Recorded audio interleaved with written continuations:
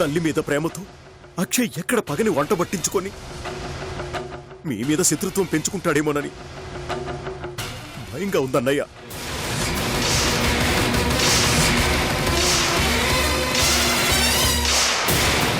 అంతవరకు వస్తే ఇంట్లో వాళ్ళెవరూ గాజులు తొడుక్కోలేదు. అమ్మా అమ్మా అమ్మేది మావయ్య లోపలుండది, అదిగో వస్తుండది. ఏంద్రా సిన్నా? అమ్మా నా ఫ్రెండ్ వస్తున్నాడు, నేను అలా బయటకెళ్ళి వస్తాను. అట్టగే. బాయ్. సిన్నా ఒక్క నిమిషం నిలబడు. ఏంటమ్మా? వస్తా, ఒక్క నిమిషం ఉండు.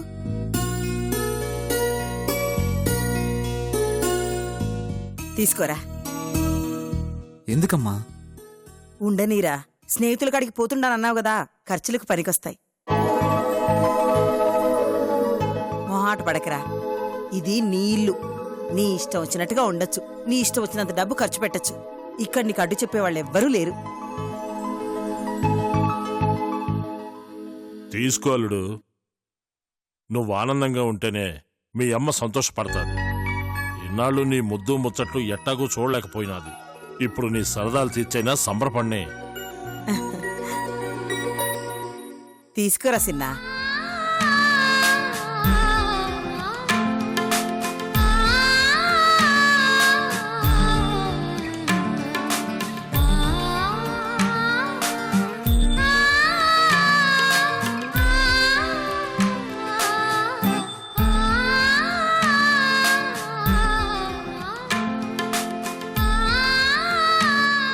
పోయిరానన్నా. జాగ్రత్త సరే. సిన్నా. నాన్న,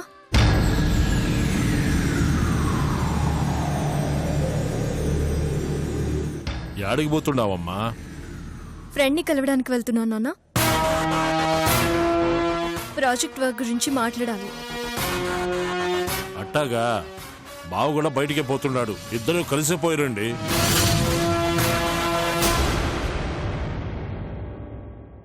పర్వాలేదు నాన్న, నేను వెళ్ళగలను. అతన్ని ఎందుకు ఇబ్బంది పెట్టడం?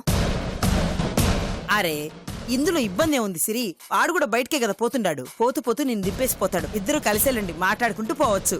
ఏరా సిన్నా? సరే అమ్మా. అది కదత్తా, నేను అరే, బావతో కలిసిపోవడానికి మొహమాటం ఏందే? మేమే కదా పంపిస్తున్నాం నిన్ను. పొండి, సిరిని కూడా ఎంట తీసుకెళ్ళరా. అలాగే అమ్మా.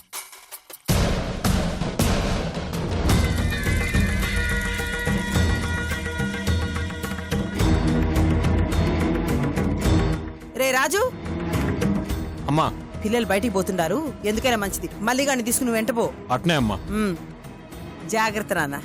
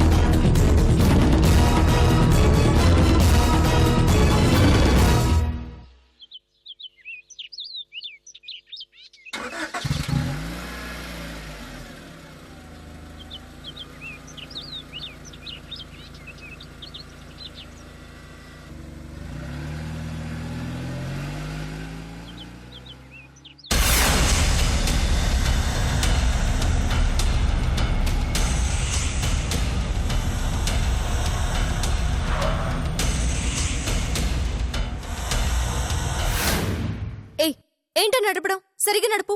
అవును మరి, నువ్వు పెద్ద సంబల్పూర్ యువరాణివి, నేను నీ డ్రైవర్ని. ఓవర్ యాక్షన్ ఆపి ముందు కారు దిగు. నేనెందుకు దిగాలి? నువ్వే దిగి నడుచుకుంటూ వెళ్ళు. కారు నాది.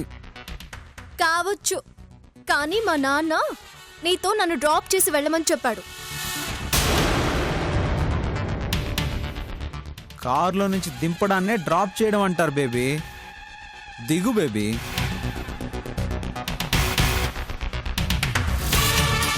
వెనక ఉన్నవాళ్ళు నా మనుషులు. నువ్వు నన్ను దింపితే వాళ్ళు వెళ్ళి మా నాన్నతో చెప్తారు. అంత సీన్ లేదమ్మా. వాళ్ళని మా అమ్మ నాతో పంపించింది. ముందు నువ్వు దిగు. చూస్తావేంటి రామరాజు? మీ బావ మరదల గొడవల్లో మమ్మల్ని ఇరికేయొద్దమ్మా, మమ్మల్ని వదిలేయమ్మా. ఏంటి? నువ్వు దిగా ఆంటీ.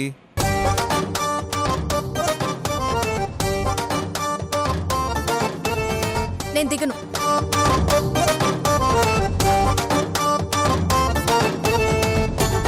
నువ్వు ఇలా వినవు గాని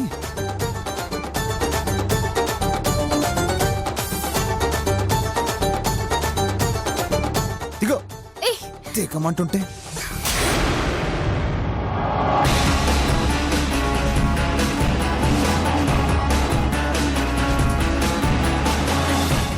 పదండ్రా. నడుచుకుంటే వెళ్ళు, తిన్నదాన్ని అరుగుద్ది.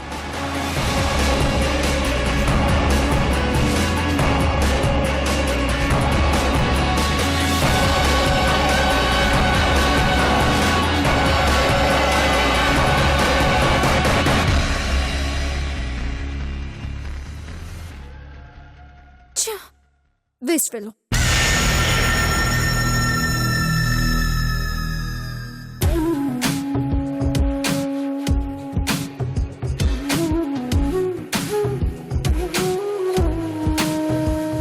చిట్టి తల్లి, ఇంకా చాలు. ఇట్టుగో నువ్వు ఇక్కడ బచ్చుకుని ఆడుకుంటూ ఉండు. చూడు, ఇదిగో ఇదిగో నువ్వు ఈ బొమ్మలతో ఆడుకుంటా ఉండు, సరేనా? ఇటుకో, చూడు చూడు, ఇదిగో ఉండు.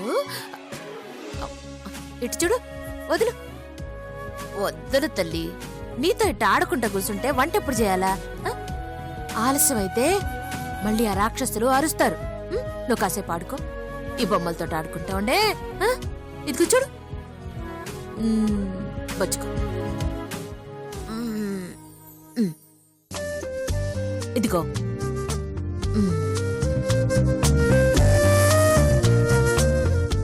టాటా బంగారం, ఇప్పుడే వస్తానే.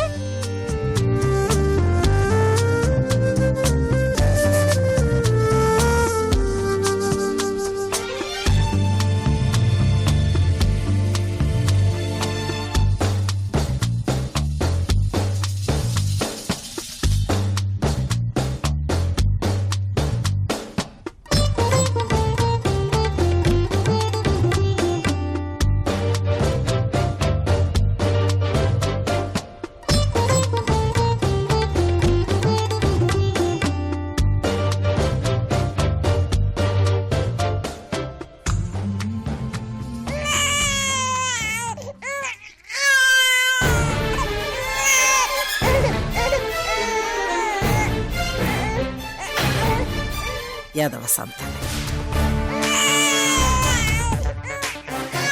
అబ్బా, నువ్వేడి నుంచి దాపించినావే మా ప్రాణానికి.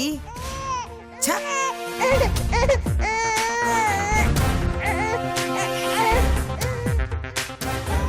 ఇట్టా కాదు, నీ పీక నొక్కి చంపేస్తే శాశ్వతంగా నీ నోరు మూత పడతాది. మాకు నీ పేడ వదిలిపోతాది.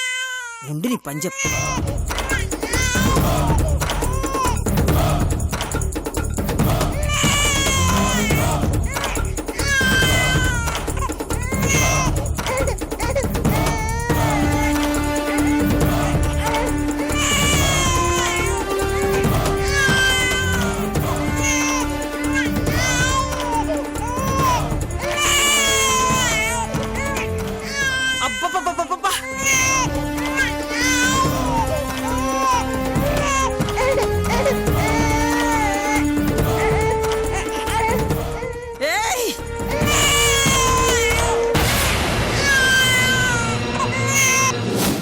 మీకు ఈ ఇంటికి సంబంధం లేని ఒక మనిషి రాకతో మీ జీవితంలో అనూహ్యమైన సంఘటనలు జరగబోతున్నాయి.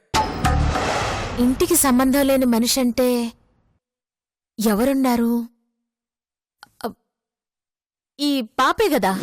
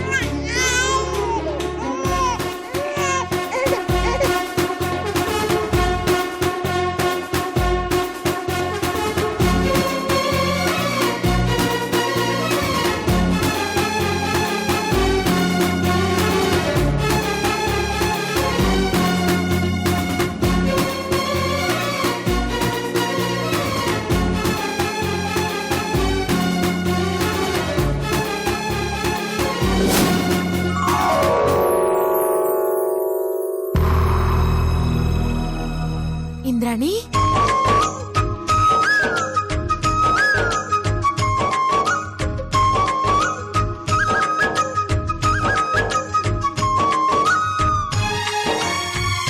నువ్వు పాపని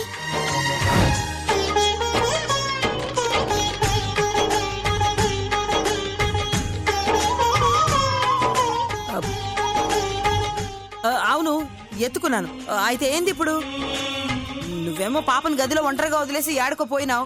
అదేమో ఇల్లంతా దద్దరిల్లిపోయేట్టు ఏడుస్తా ఉండాది. చిరాకు భరించలేక దాన్ని ఊరుకో పెడదామని ఎత్తుకున్నాను. అయినా పాప పాప అని ఊరికే పాకలాడడం కాదు, దాన్ని ఏడిపించుకోకుండా చూసుకోవాలా. తీసుకో.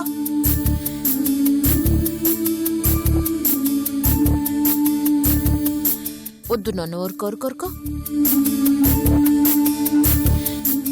ఏంటి తల్లి ఇంద్రాణి, ఉన్నట్టుండి నీకు పాప మీద ప్రేమ పుట్టుకొచ్చినది అంటే పంతులు గారు చెప్పిన మాటలు పనిచేస్తున్నాయన్నమాట. మొత్తానికి మా ఆలోచనకి మొదటడుగు పడినది. ఏంటి తల్లి, ఇంద్రాణి వచ్చినదా, నిన్నెత్తుకున్నదా?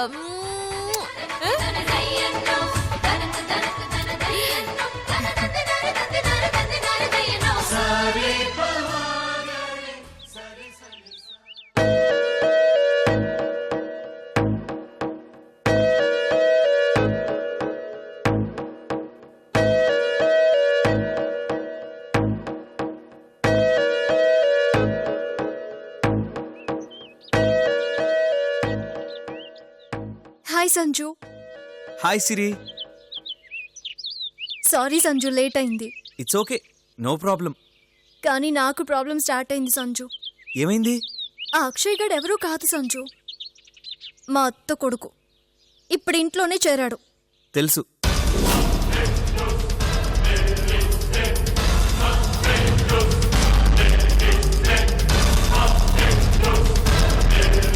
తెలుసా?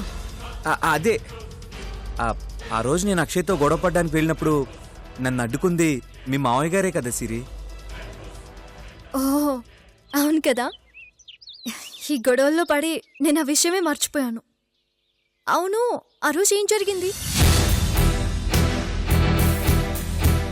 అద్భుతం జరిగింది. వాట్? అవును సిరి, ఆ రోజు నేను కోపంతో అక్షయ్ మీదకి గొడవకు వెళ్ళాను. ఆవేశంలో అతన్ని గాయపరిచాను. టైంకి మనోహర్ గారు రాకపోయిండుంటే ఏం జరిగి ఉండేదో ఊహించుకోవడానికి భయంగా ఉంది. నిజమే సంజు, అక్షయ్ ఎంత చెడ్డవాడైనా మా మామయ్య కొడుకు. అతనికి ఏదైనా జరుగుంటే ఆయన తట్టుకునేవాడు కాదు. పోన్లే సిరి, జరిగిపోయిన దాని గురించి ఎందుకు, ప్రాజెక్ట్ గురించి మాట్లాడు. అది సరే, నువ్వెక్కడుంటున్నావో చెప్పు. పెద్దిరెడ్డి గారింట్లో.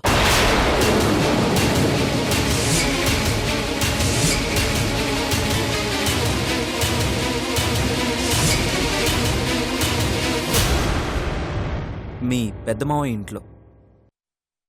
ఆయన మా మామయ్య అని నీకెలా తెలుసు? నాకన్నీ తెలుసు సిరి, కానీ నేనే ఎవరికీ తెలీదు. అంటే నేను మనోహర్ గారిని కలవడం వల్ల నాకన్నీ తెలిసాయి అంటున్నాను. మనిద్దరం ఫ్రెండ్స్ అని, కలిసి ప్రాజెక్ట్ చేస్తున్నామని తెలుసుకున్న మనోహర్ గారు నన్ను పెద్దిరెడ్డి గారింట్లో ఉండమని సజెస్ట్ చేశారు. అంతేకాదు సిరి, మా నాన్న, మీ మనోహర్ మావయ్య మంచి ఫ్రెండ్స్ అంట, అన్నదమ్ముల్లా ఉంటారంట. అందుకే నా ఫ్రెండ్ కొడుకు నా ఊరికొచ్చి ఎక్కడో ఉండడం ఏంటని మీ పెద్ద మావయ్య ఇంట్లో నన్నుంచారు. చాలా హ్యాపీగా ఉంది సంజు. అందరూ ఏదో రకంగా రిలేటెడ్గా ఉన్నాం. మా ఇంట్లో వాళ్ళు కూడా మారి పెద్దిరెడ్డి మామయ్యతో కలిసిపోతే ఇంకా హ్యాపీ. ఆ రోజు ఎప్పుడొస్తుందో ఏంటో. వస్తుంది సిరి.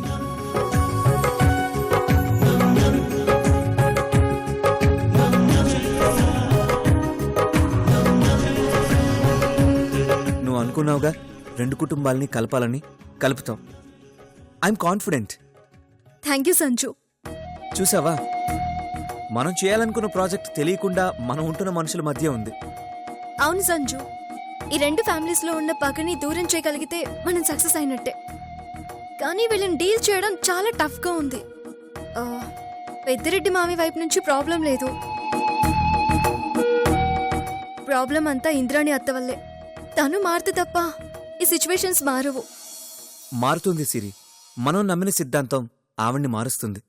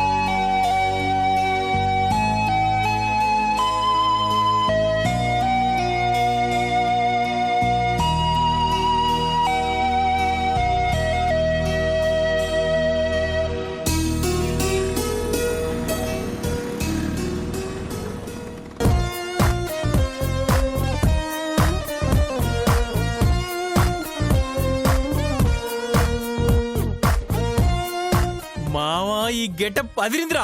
వావ్! ఇప్పుడు నువ్వు ఫ్యాక్షన్ సినిమా హీరోలా ఉన్నావు.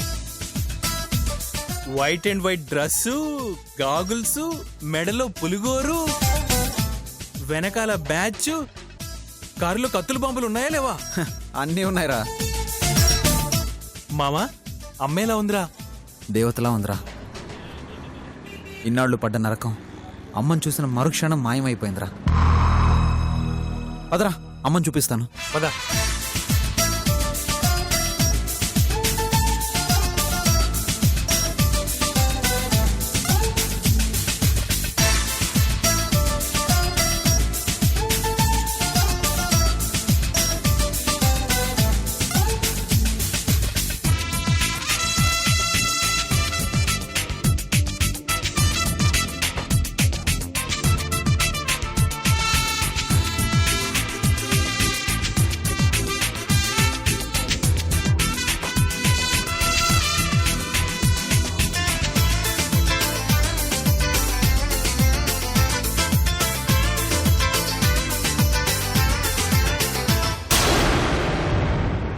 మావా ఆ బాబు ఏంట్రా? కొంచెం వెనకెళ్ళు. వెనక్కి వెనక్కి వెనక్కి.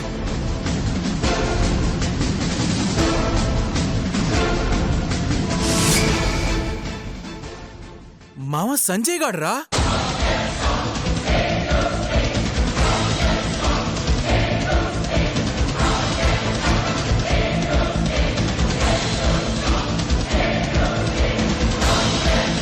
అవునరా మామ, వాడు ఇక్కడేం చేస్తున్నాడు రా?